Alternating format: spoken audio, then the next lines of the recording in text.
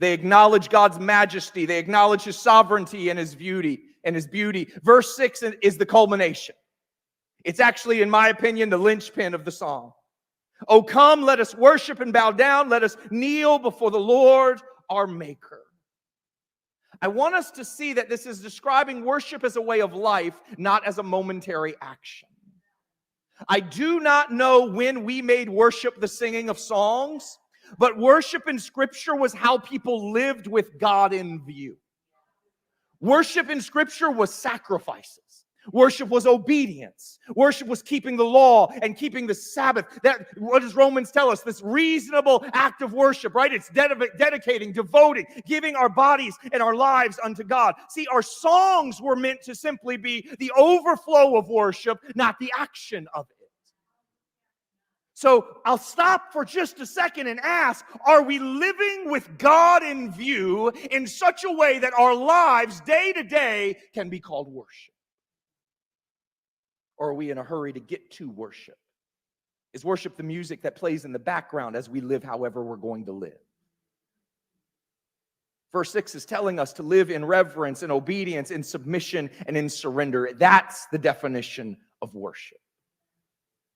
Then verses 7 through 11, the portion that's quoted in Hebrews 3, gives us a contrast to worship. So the first 6 verses are, this is what worship looks like. The last ones are, and this is what worship is not. Today, if you hear his voice, do not harden your hearts as at Meribah, as on the day at Massa in the wilderness, when your fathers put me to the test and put me to the proof, though they had seen my work.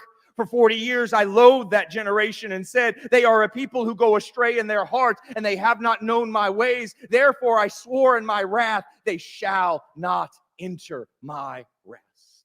Today, if you hear his voice, do not harden your hearts. That line is so important that the author of Hebrews will quote it 3 times in the next 19 verses. Joseph said that anytime God repeated himself, it means that the thing was about to happen quickly. What happens when God says it 3 times? I think it says something about his acknowledgement of our lack of listening skills. But he's also announcing, you need to hear this. You know what else I think it is? He knows that we're going to say, I know that already.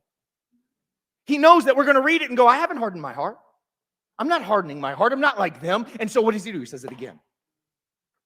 And we say yet again, I haven't hardened my heart. I'm doing this and I'm doing that. I'm not hardening my heart. And so what does he do? He says it again. When the scriptures tell us things over and over again, it is because we have not let them find the place that our heart needs it to find yet.